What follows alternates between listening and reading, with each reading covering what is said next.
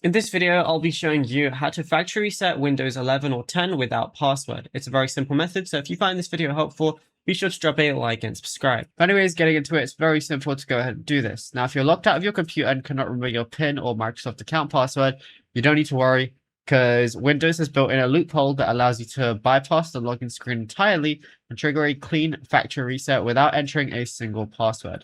So what you want to do is wake up your screen so you're sitting on the main Windows lock screen where it asks for your password, and look at the bottom right corner of your monitor and click the power icon. Press and hold down the physical shift key on your keyboard, and while continuing to hold it down, click restart on the screen menu.